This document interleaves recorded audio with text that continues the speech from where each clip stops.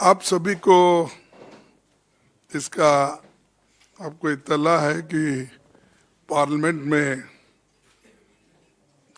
के दोनों सदनों में क्या चल रहा है और हम बहुत से मुद्दे पार्लियामेंट में उठाने की कोशिश किए, लेकिन हमको जिन मुद्दों पे हम उत्तर चाहते थे और उससे जनता भी संतुष्ट होती थी, लेकिन प्रधानमंत्री जी ने उन सभी प्रश्नों का उत्तर न देते हुए सिर्फ अपना चुनावी भाषण के जैसा छाती ठोक ठोक कर उन्होंने अपना भाषण दिया। ठीक है, हर एक को फ्रीडम ऑफ स्पीच है और अपने तहत बात करते हैं, लेकिन वैसी आज़ादी हमको पार्लियामेंट में कानून के तहत, संविधान के तहत और रूल्स ऑफ प्रोसीजर्स के तहत मिलना चाहिए। तो इसीलिए हम छोटे उद्योगपति की बात की और राजधर्म का बात किया और अडानी के कंपनियों का हमने बात किया और जो शब्द अनपार्लियामेंट्री ने अब वॉशिंग मशीन की बात की, जो जिसमें ईडी, सीबीआई जिसके ऊपर छापे पड़ते हैं, फौरन उन एमएलओ को, एमपी को, राज्यसभा मेंबर को अपनी तरफ लेके जाते हैं, तो उस वॉशिंग मशीन में डालते ही वो बहुत उज्जवल बनते हैं, क्लीन होते हैं और फिर वो साफ बनकर वहाँ पर उनके साथ जुड़ते हैं। तो ये जो 75 साल बाद मित्रकाल है, इस मित्रकाल की बात हम वहाँ पर किए, इन शब्दों को भी वहाँ पर हटाया गया। कोई अनपार्लियामेंट्री बात तो हम नहीं कही और हमने ये बताने की कोशिश भी की कि पॉइंट ऑफ ऑर्डर के तहत रूल 238 और रूल 38A और उसी तरह जो एक्सपेंज करने के लिए 261 और 262 के तहत कुछ प्रोसीजर होते हैं, उसके तहत भी हम पूछने की कोशिश करें, लेकिन मुझे मौका नहीं मिला। और हम सिर्फ यही पूछना चाहते थे कि जो अडानी इतने बड़े घोटाले कर रहे हैं, उसकी कंपनी, उनके शेयर्स इतने गिर रहे हैं, सारी सिर्फ भारत ही नहीं परेशान, दुनिया के लोग भी परेशान हैं, खासकर भारत के गरीब लोग परेशान हैं। उसके लिए हम जॉइंट पार्लियामेंट्री कमेटी चाहते थे और जॉइंट पार्लियामेंट्री कमेटी पूछना ये कोई गुनाह है? ऐसे शब्द भी उसमें से निकाले गए और मेरे को और एक बड़ा क्या कहूँ, हंसना भी आता है। उन्होंने मेरे ऐसे ऐसे लफ्ज निकाल दिए। मैंने पेज नंबर 48 पे कहा था, आपकी चुप्पी साधने के वजह से और मौनी बाबा बनने की वजह से ये परिस्थिति आई है। ये मोदी साहब भी वहाँ थे और ये मौनी बाबा का शब्द उन्होंने अनेक बार नरसिंह राव जी के खिलाफ और मनमोहन सिंह जी के खिलाफ बोले। वो अनपार्लियामेंट्री नहीं था, वो निकाले नहीं उस वक्त, ये इसको निकाले। आप कैसे, और एक दूसरी पन्ना 54 पे आप कैसे ऐसा बोल रहे हैं, मुझे बोलना भी आप सिखाएंगे? मैंने कहा, क्योंकि जब चेयरमैन साहब मुझे कहे कि भाई आप ठीक बोलिए, तब मैंने बोला साहब आप क्या मुझे बोलना भी सिखाएंगे? तो वो भी आपत्तिजनक हो गई, वो भी निकाल दिए। इसमें पार्लियामेंट्री अनपार्लियामेंट्री क्या है? और पन्ने 55 पे वे चंद उद्योगपतियों के क्यों खिला रहे हैं? मोदी जी के एक नजदीकी दोस्त की दौलत आज वो दोस्त मेहरबान हो गए हैं और बड़ी, यानी हमने हमारे पास जो आंकड़े थे, आंकड़ों के साथ हमने बोला कि उसकी संपत्ति पहले क्या थी, उसके बाद किस ढंग से बढ़ी, उसके बाद में आज 12-13 लाख करोड़ के मालिक कैसे बने, यह हमने वहां पर रखा। इसको भी उनकी आपत्ति थी। और हर बात को आप ऑथेंटिक करो, ऑथेंटिक। अरे हमारे पास अखबार से मालूमात हासिल जारी करते हैं, टीवी से जारी करते हैं, आप लोगों से लेते हैं, जनता के पास जाते हैं तो हम लेते हैं। तो हर बात को ऑथेंटिसिटी क्या है वो निकाल दिए। 81 पेज, उसमें से जो भी मेंबर्स ईडी और इनकम टैक्स घोटाले में लिप्त थे, मैंने कहा कि वो वॉशिंग मशीन की बात, उन्होंने वो भी निकाल दिया। फिर 83 में वो जो कलंकित लोग होते थे उनके खिलाफ छापे अब बंद हो गए और उनको कंसेशन दिया जाता है। ये कौन सी, इसको भी उन्होंने निकाल दिया। फिर आखिरी में शेर शायरी तो पार्लियामेंट में चलती है और खास करके अटल बिहारी वाजपेयी जी जब थे तो कविताएं पढ़ के वो सुनाते थे, हम वो देखे हैं। आज भी शेर शायरी होती है, लेकिन पेज 92 पे मैंने जो शायरी कहा था उसके कम से कम 7 लाइन काट दिए।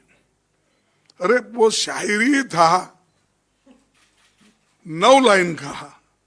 आपने नजर नहीं है, नजारों की बात करते हैं, जमी में चांद सितारों की बात करते हैं, वो हाथ जोड़कर बस्ती को लूटने वाले भरी सभा में सुधारों की बात करते हैं। बड़ा हसीन है उनकी जबान का जादू, लगा के आग बाहरों की बात करते हैं। ये निकाल दिया। ये कौन सा अनपार्लियामेंट्री है? ये तो किसी शायर का है, मेरा नहीं है। तो ये अगर ऐसी चीजें भी है, जो साहित्य है, जो लिटरेचर है, इसकी भी बात अगर हम पार्लियामेंट में नहीं करते, फ्रीडम ऑफ स्पीच कहाँ है? और संविधान हमको बोलता है कि पार्लियामेंट मेंबर अपनी बात रख सकते हैं, लेकिन उन्होंने इसको काट छाट के मेरा पूरा जितना भी कहना था उसको उन्होंने निकाल दिया। ठीक है, वो ज्ञानी है, समझदार है, हिंदी मुझसे भी अच्छी जानते हैं। मैं तो, मेरी हिंदी छोटी मोटी है, प्राइमरी स्कूल में जो भी पढ़े उतनी ही है, बाकी का। और मैं आम आदमी की हिंदी बोलता हूँ, हिंदुस्तानी बोलता हूँ, तो इसीलिए मेरे हिंदी में कुछ कमजोरी वो दिखे होंगे और मेरे पढ़ने में कुछ उनको मुश्किल हो गया होगा ये शायद। तो ये भी मुझे निकाल दिए। अब बात ये बड़ा महत्वपूर्ण है, आगे मैं आपको थोड़ा पढ़ के इसलिए सुना रहा हूँ कि जो हमने तैयार किया है नोट, तो उसका एक, क्या अडानी घोटाले की जांच नहीं होनी चाहिए? मैं ये पूछना चाहता हूं। क्या ज्वाइंट पार्लियामेंट्री कमेटी नहीं बिठाना चाहिए? और ये नई प्रथा नहीं है, 3, 4, 5 दफा पार्लियामेंट में ऐसी घटनाएं घटी है। फिर क्या LIC का पैसा जो अडानी की कंपनियों में लगा है, उसकी गिरती कीमतों पर सवाल उठाना नहीं चाहिए? क्या SBI और दूसरे बैंकों द्वारा अडानी को दिए गए 82,000 करोड़ लोन के बारे में सवाल नहीं पूछना चाहिए? क्या ये नहीं पूछना चाहिए कि अडानी के शेयरों में 32% से ज्यादा गिरावट के बावजूद एलआईसी और एसबीआई का 524 करोड़ अडानी या पीओ क्यों लगाया गया? ये तो पूछना चाहिए। जनता का पैसा इसमें लगा हुआ है, हर एक की जिंदगी उसमें है। फिर क्या ये नहीं पूछा जाना चाहिए कि एलआईसी और एसबीआई के शेयरों की कीमत शेयर बाजार में 1 लाख करोड़ से ज्यादा क्यों गिर गया? और दूसरा प्रश्न, क्या यह नहीं पूछना चाहिए कि टैक्स हेवन से अडानी की कंपनियों में आने वाला हजारों करोड़ रुपया किसका है? क्या यह पूछना गलत है कि मोदी जी ने अडानी के एजेंट के तौर पर श्रीलंका और बांग्लादेश में ठेके दिलवाए? ये तो पत्रिका में आया था और सबको मालूम है।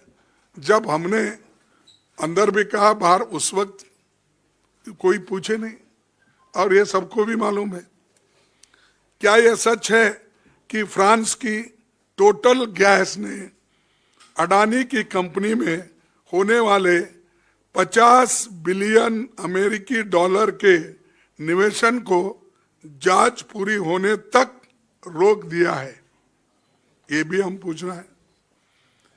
क्या दुनिया के सबसे बड़े share investor Norway sovereign fund ने 200 मिलियन अमेरिकी डॉलर के अडानी के सारे शेयर बेच दिए हैं? क्या ये पूछना भी गलत है? क्या एमएससीआई ने अडानी की कंपनियों की रैंकिंग गिरा दी है? ये क्यों? ये भी पूछना गलत है। क्या standard chartered, city group, Credit Suisse ने अडानी के डॉलर बॉन्ड्स पर लोन देना बंद कर दिया है? क्या ये पूछना भी गुनाह है? क्या डाउ जोन्स ने अडानी की कंपनी को सस्टेनेबिलिटी इंडिसेस से हटा दिया है? और तो फिर भी मोदी सरकार अडानी की जांच क्यों नहीं कर रही और इसको ज्वाइंट पार्लियामेंट्री कमेटी की इंक्वायरी क्यों नहीं होना चाहिए? क्या कारण है कि मोदी जी और पूरी सरकार संसद में अडानी शब्द भी नहीं बोलने देती? और ये अडानी फर्म्स के नाम है ना, सिर्फ एंटरप्रेनर्स बोले तो मालूम नहीं होता किसका कोई एंटरप्रेनर्स है, सिर्फ कंपनी बोले तो भी मालूम नहीं होता। हमको ये बोलना ही पड़ेगा कि Adani company, Adani enterprise, Adani infrastructure. तो आप नाम ही वैसा रख लिए हैं और काम भी वैसा आपका है, तो मैं क्या बोलूं? तो इसलिए बोलना ही पड़ता। क्या कारण है कि RBI, SEBI, ED, SPIO, corporate affairs ministry, income tax, CBI, सबको क्या लकवा मार दिया? क्या दिख रहा नहीं उनको? क्या सिर्फ दूसरे लोग ही दिखते हैं? इतने घोटाले होने के बावजूद ये संस्थाएं क्यों चुप बैठी? इसीलिए ये हमारा काम है कि सरकार को पूछना। जनता ने हमको चुन के भेजा है, हमारी जिम्मेदारी होती है, हमारी रिस्पॉन्सिबिलिटी होती है कि जनता के पैसे की हिफाजत भी करे, उनके हकूक का रक्षण भी करे, और जो घोटाले हो रहे हैं देश में, इसका परिणाम जो आम जनता पे हो रहा है उसके बारे में पूछना हमारा फर्ज होता है। लेकिन हमको उन्होंने वहाँ पर ना कमेटी बिठाने की कहीं सम्मति दी या हमारे को कहने के लिए भी नहीं दिए। यहाँ तक कि जो जो सवाल हमने उठाने की कोशिश की उसको भी वहाँ पर बोलने की एक इजाज़त नहीं मिलने की वजह से हमारे लोग बहुत से वहाँ पर एजिटेट हो गए और वहाँ पर डिमांड किया कि जॉइंट पार्लियामेंट्री कमेटी बिठाओ बिठाओ बिठाओ। तो उन्होंने नहीं सुना। तो मैं इतना ही इन्हीं शब्दों के साथ मैं अपने बातों को समाप्त करता हूं। और यहाँ जो बजट पे उत्तर चल रहा है, इसीलिए मैं संक्षिप्त में आपको भी बोलूँगा। अगर एक दो प्रश्न अगर कुछ है तो जल्दी से आप कह सकते हैं।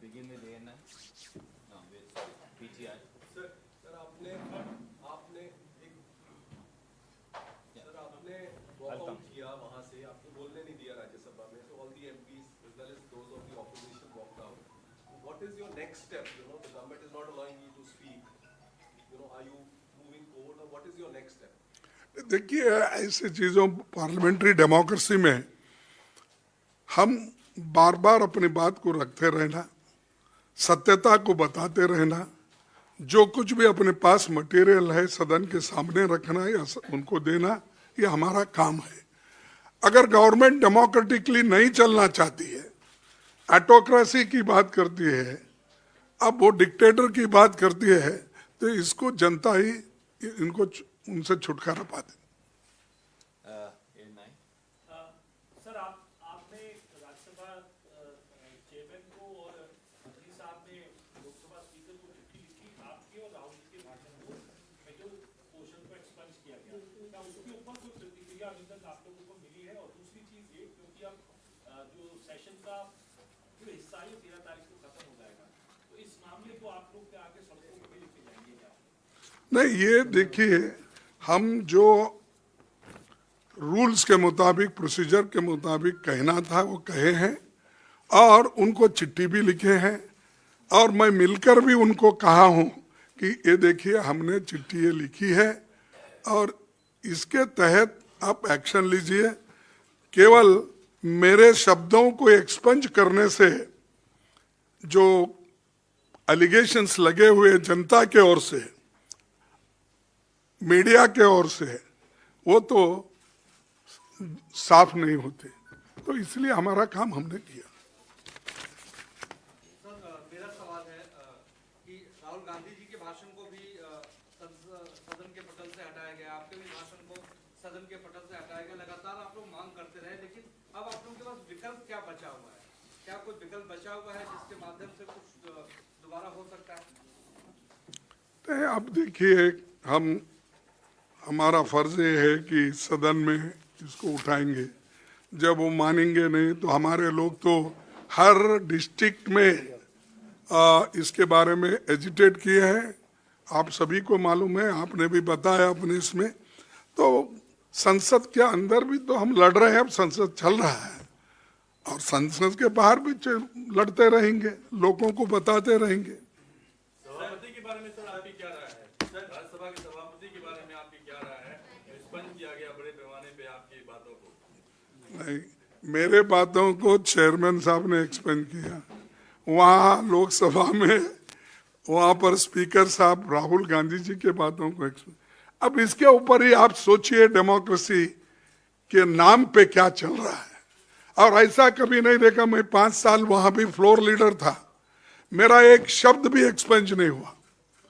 और कर्नाटक में मैं 9 साल रेगुलर था और 5 साल मैं डिप्टी लीडर था, एक शब्द वहां पर भी एक्सपेंड नहीं हुआ 14 साल में। ये पहली बार देख रहा हूं यहाँ पर जो अपने शायरी से लेकर वॉशिंग मशीन से तक सब अनपार्लियामेंट्री। सरकार के मंत्रियों का या सरकार की तरफ से पहले दिन से कहा जा रहा है कि अदानी समूह की कंपनियों से सरकार का लेना देना नहीं, लेकिन सदन के अंदर भी टीएमसी अलग राह पे दिखी, आम आदमी पार्टी और टीआरएस अलग राह पे दिखे, और बहुत हद तक ज्यादातर पार्टियों को आप एकजुट रखने में कामयाब रहे। तो पूरा विपक्षी एकजुटता न दिखने की वजह से भी सरकार जो है एक्सपंज कर रही है या आपकी बातों को नहीं मान रही है। नहीं, ये इस इश्यू पे सब इकट्ठे है। देखो, पॉलिटिकली हर स्टेट में उनके पार्टियां अलग है, तो वो लड़ते रहेंगे अपने उसूलों पे। लेकिन इस इश्यू पे ये जॉइंट पार्लियामेंट्री कमेटी के बारे में तो पहले ही दिन सभी ने मिलके मेरे ही चेंबर में 17 पार्टियां एक होकर बोले, फिर आपके सामने हम विजय चौक पे आए, वहां पर भी हमने आपको बताया। तो एकता तो है इस विषय पे, और सभी लोग इस देश को बचाना चाहते हैं और गरीब लोगों की संपत्ति का हिफाजत करना चाहते हैं, तो इसमें कोई दो राय नहीं। Sir, one more after that. It's not just a question of expunging whatever statements you've made. Whenever you stand up to speak in Rajya Sabha, there are multiple interjections by the chair, more than, by the treasury benches, there are far fewer interjections, more by the chair. Do you think he's prejudiced against the opposition? Would you like to say anything? No, I don't want to say about anything that when you have seen, I am very thankful to you. You have personally seen in TV and how the matter was going there. So I leave it to your judgment how the situation was. Sir मेरा सवाल ये है कि जिस तरह से अभी चाहे लोकसभा में हो राज्यसभा में हो बड़े बड़े नेता भाषण देते हैं और उनके भाषण से अंश निकाल लिए जाते हैं कह के ये विवादित है, तो ये एक बहुत बड़ा मुद्दा है। ऑपोजिशन कह रहा है हमें बोलने नहीं दिया जाता, और जब बोला जाता है तो उसके जहाँ पे जो चीजें सरकार को घेरती है उसको निकाल दिया जाता है। तो क्या आप लोग विपक्ष के साथ मिलकर आपने ये रणनीति तो बनाई कि सरकार को कैसे घेरा जाए, लेकिन ये एक बहुत बड़ा मुद्दा है, क्या इस पे आप लोग कोई विपक्ष के साथ मिलके आगे आपकी योजना है? देखिए मैडम, मैंने पहले ही कहा, मैं पहली बार देख रहा हूँ मेरे जिंदगी में 51 साल के लेजिस्लेटिव क्या बोलते हैं कार्यकाल में कि इतना बड़ा एक्सपेंशन, नियरली 6 पॉइंट्स मेरे, 18 पॉइंट्स राहुल गांधी जी के, कोई नहीं करा, पीछे भी नहीं आगे भी नहीं। मैं भी वहां पर लोअर हाउस में भी लीडर था, कभी नहीं हुआ। अपर हाउस में भी पहले नायडू साहब थे, लड़ते थे इशू पे रूल्स के तहत, लेकिन ये पहली बार हो रहा है। सभी लोग सोचेंगे उसके बारे में। देखिए last question. Sir national chairman ने बोला था कि नेशनल इंटरेस्ट की ही बातें सिर्फ होनी चाहिए, जिस पर आपने बोला था कि नेशनल इंटरेस्ट की बातें हो हाउस में। और दूसरा, प्रधानमंत्री के भाषण में कई ऐसी बातें थी जो नेहरू पर थी या मनमोहन सरकार पर थी, तो क्या प्रधानमंत्री के भाषण से भी कभी एक्सपेंड होगी स्पीच से? देखो वहाँ यहाँ पर अब मैं ऐसा कहूँ तो कहेंगे कि देखिए ये चेयरमैन के ऊपर एस्पिरेशंस है। आप देखे अच्छा हुआ, आप कहे अच्छा लग रहा मुझे, क्योंकि अगर हम कहते हैं तो उसको बहुत दूसरे तरीके से लिखते थे। और ये नेशनल इंटरेस्ट नहीं तो क्या है, LIC डूब रही है, SBI डूब रही है, पंजाब नेशनल बैंक डूब रही है, अनेक जो मनी लेंडिंग बैंक्स है, इन्वेस्टर्स है, वो डूब रहे हैं, और ये हम नेशनल इंटरेस्ट की बात नहीं कर रहे हैं। और उन्होंने जो कहा नेशनल इंटरेस्ट की कोई बात नहीं कही, नेहरू जी पे, गांधी जी पे, और नेहरू गांधी का नाम बदलना। अरे देश को क्या बना रहे हो, कुछ बनाए वो तो बोलिए। हमने तो बड़े बड़े IIT और AIIMS ऐसे बड़े चीजें किए, जिस देश में एक खाने के लिए, दाने के लिए लोग तरसते थे, उनको बड़े बड़े डैम करके आज अनाज का भंडार भर दिया। और वैसे लोगों को पूछ रहे क्या किया 60 साल में, क्या करे, आपका पेट भरे? नहीं, चलिए।